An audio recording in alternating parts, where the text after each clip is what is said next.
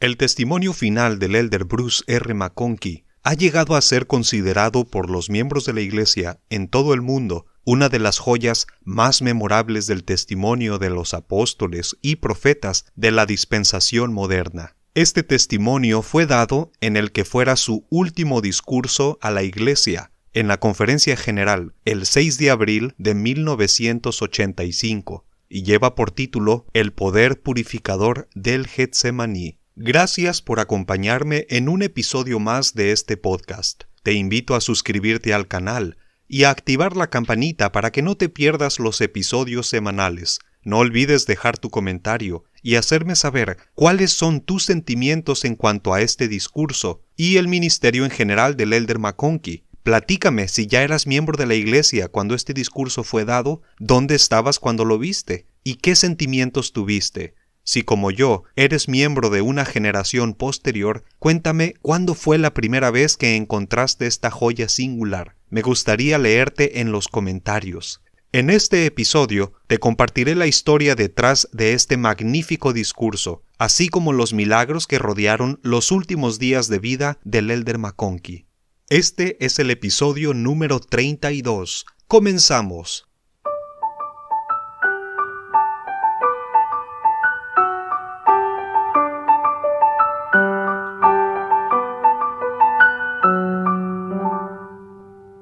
Los discursos y publicaciones del elder McConkie se encuentran entre la literatura más estudiada por todos los miembros de la Iglesia. Muchos eruditos han comparado sus magníficas interpretaciones doctrinales con las de los más grandes profetas de los últimos días. Al acercarse el final del año 1983, el elder McConkie empezó a sentir un malestar en el estómago. Su apetito empezó a decaer y su característico estado de humor, energético y entusiasta, empezó a mermar. Se sometió a una docena de estudios hasta que se encontró una mancha en su hígado. A inicios del siguiente año, 1984, se sometió a una cirugía en la que los médicos se proponían extirpar la parte afectada, con la esperanza de que esto pudiera solucionar el problema. Sin embargo, para la enorme decepción de la familia, los médicos encontraron que su sistema estaba invadido de cáncer. La cirugía se detuvo sin siquiera haber iniciado. Al comunicar la noticia,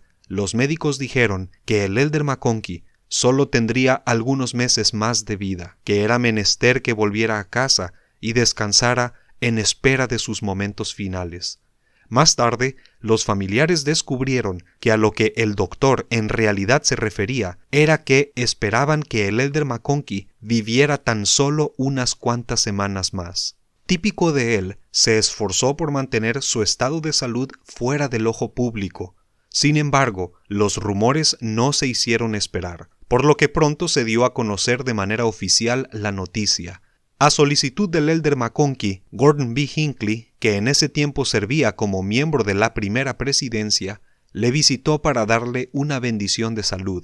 El elder Boyd K. Packer, otro compañero de quórum del elder McConkie, solicitó también la oportunidad para administrarle una bendición.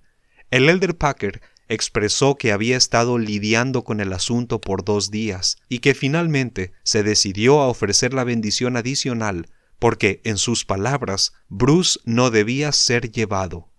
En la bendición que el elder Packer le dio, declaró que había seres trabajando en ambos lados del velo para mantenerle en esta tierra con vida. En otra bendición dada posteriormente al elder McConkie, se le declararon exactamente las mismas promesas, sin que las palabras del elder Packer se hubieran dado a conocer previamente.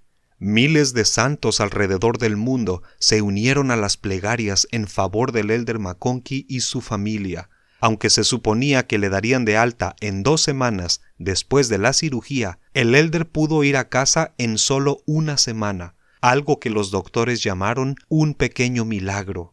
Mientras aún se encontraba en el hospital, una presidenta de la Sociedad de Socorro visitó al elder McConkie y le dijo que ahí mismo se encontraba hospitalizada una joven madre que hacía algunos años había sufrido un terrible accidente que la había dejado paralizada y que en tales condiciones se encontraba a punto de hundirse en la total desesperación.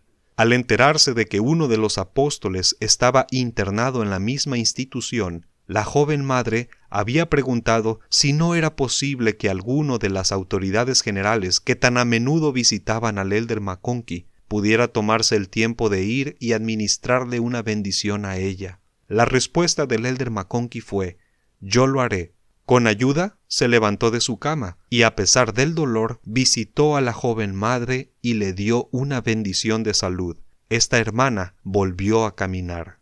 El Elder McConkie salió del hospital e inició el tratamiento de quimioterapia. Aunque los efectos secundarios no fueron tan violentos como se esperaban, la familia del Elder McConkie describe que la lucha por prolongar su vida le causó un dolor más allá de toda descripción. El Elder McConkie expresó que el sufrimiento santifica y que esta era su prueba, y estaba determinado a pasarla con honor. En uno de sus escritos, el Elder McConkie testificó, cito: «Nunca se tuvo la intención de que esta vida fuera fácil. Estamos aquí en un tiempo de probación. Necesitamos experimentar la mortalidad y obtener experiencias que no pueden ser ganadas de ninguna otra manera. Todos seremos probados a la máxima extensión de nuestra capacidad y poder de resistir. Todos debemos pasar por nuestro propio Getsemaní». Fin de la cita. Al paso de los meses, los estudios revelaron que el cáncer había empezado a ceder. El doctor, que no era miembro de la iglesia, le dijo que esto era médicamente imposible. Inclusive, fue a visitarlo nuevamente a su oficina, en las oficinas generales de la iglesia, porque hasta ese momento el Elder McConkie continuaba magnificando su oficio, y le dijo: «Me parece que usted no entiende.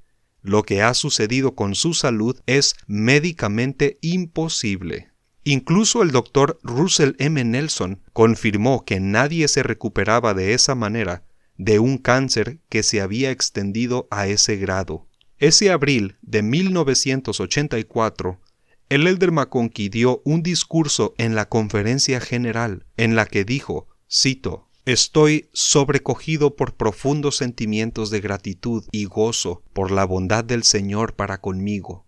Me ha permitido sufrir dolor, sentir ansiedad y sentir su poder sanador. Estoy profundamente agradecido por la fe y oraciones de muchas personas, por peticiones nacidas en el corazón que han ascendido al trono de la gracia en mi favor». Fin de la cita. Aunque, por supuesto, todavía padecía cáncer, su salud empezó a mejorar, al grado de que para agosto de 1984 ya había retomado sus trotes matutinos, llegando a correr 5 millas de nuevo, u 8 kilómetros. No obstante, con el tiempo su salud volvió a decaer. De acuerdo con los médicos, que el Elder McConkie continuara con vida y cumpliendo con sus labores era por sí mismo un milagro, dado su estado de salud inicial. Pero el apóstol moderno estaba dispuesto a pelear la buena batalla, como él la llamaba. Incluso le pidió a su hijo que planeara un viaje a la Tierra Santa para el siguiente año, poniendo especial atención en los lugares en los que el Salvador había ejercido su ministerio personalmente en esta tierra. Poco a poco la lucha contra el cáncer se intensificó, pero el Elder McConkie no detuvo el paso y mantuvo una agenda ocupada cumpliendo todas y cada una de sus asignaciones. Antes de iniciar un viaje a California, en la que presidiría una conferencia multiestacas, se reunió con un grupo de autoridades que lo acompañarían, y con notable entusiasmo en la voz se puso de pie y dijo: «Vamos a predicar el Evangelio». Ese viernes, antes de partir, tomó su quimioterapia, y al concluir le dijo al médico: «7 días más de vida, Doc». Su médico le dijo a su esposa: «No sé cómo lidiar con Bruce». El Elder McConkie aprovechó la oportunidad de ese viaje para tener múltiples reuniones de liderazgo a lo largo de la región.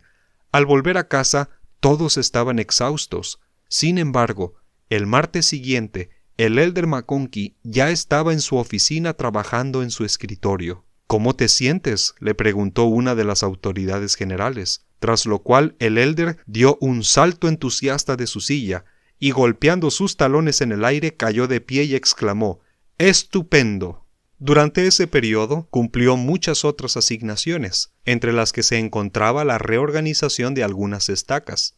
En una de estas reuniones, el dolor por el que atravesaba era tan intenso que extendió el llamamiento al presidente de una estaca mientras se encontraba recostado en el piso, debido a que no podía incorporarse. En febrero de 1985, los médicos informaron a la familia que su situación de salud era nuevamente insostenible. El elder McConkie solicitó a los miembros de su familia que no importunaran más a los cielos en su favor.